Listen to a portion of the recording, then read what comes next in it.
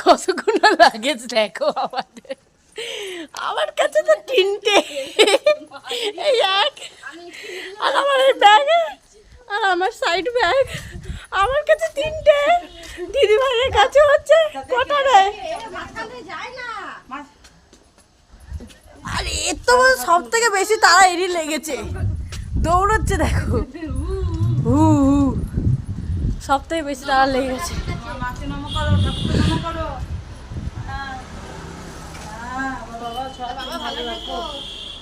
আমাকে সব ভালো করে দাও, সুস্থ করে দাও। চ তুই এগো না, দেখে চল,